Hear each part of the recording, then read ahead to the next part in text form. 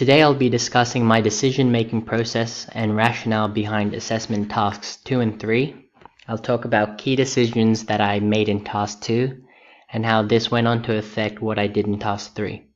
Additionally, I'll refer to the Engineers Australia competency standards that I reflected upon in task 5. Task 2 was a project proposal for a remediation assessment and management plan of a contaminated site. As part of the proposal, I developed the framework for what tasks I would need to undertake to create a successful project in task 3.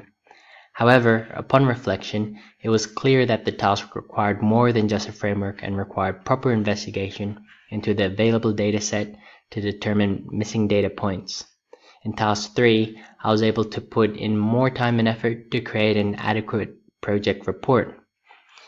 In regards to the engineering standards, I was able to adequately characterize the engineering problem and develop appropriate solutions.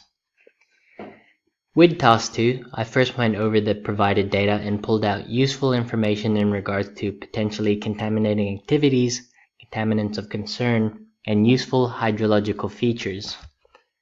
The rationale behind this was that synthesizing the information would be key on what to do next. I then created a framework for the different sections and subsections and wrote up what I would do for the subsequent report. However, given the feedback, it was clear that I was meant to look more in depth into the data. My decision for creating just the framework was based on the impression that this proposal was meant as a guide for the subsequent task. In task 3, I was able to be more thorough with my decision-making processes, and I was really able to act on the framework that I had created in the previous task. My decisions for this task revolved around characterizing the problem and synthesizing the appropriate data. I had to decide what assumptions were appropriate given the data and use supporting evidence. Another major part of the task was investigation. This was a major component for both task 2 and 3, as the task inherently did not have a complete data set and there were a lot of data embedded in the text. This component required looking through the data and identifying which points were useful and how it should be presented. To do this, I first had to identify what contaminants were found on site, the source of the contaminants, and if the contaminants were at harmful levels. Additionally, I had to investigate how the contaminant would react with the environment. Eventually, it was found that there were 2 different sources and types of contaminants. Also, the investigation phase required looking deep at the provided data and creating appropriate assumptions to fit the scenario. Complementary to the investigation phase of the report was the research phase. Rudimentary research was undertaken in task 2 to determine appropriate remediation technologies and management techniques.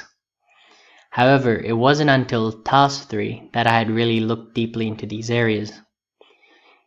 As part of the research I undertook in task 3, I had to research the properties of the contaminants of concern in order to evaluate which remediation technology would be most appropriate.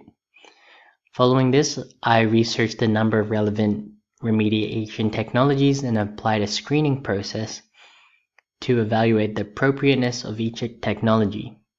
The screening process was important because it helped me quantify my decision-making process.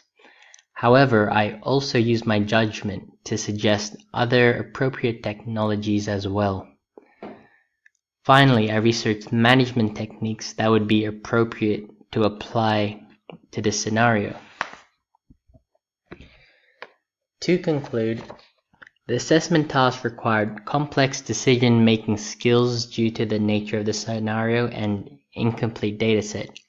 I then set about investigating site characteristics and important attributes. Finally, I used my research skills and a number of decision-making tools to determine adequate responses to the problem. Thank you for taking the time to listen.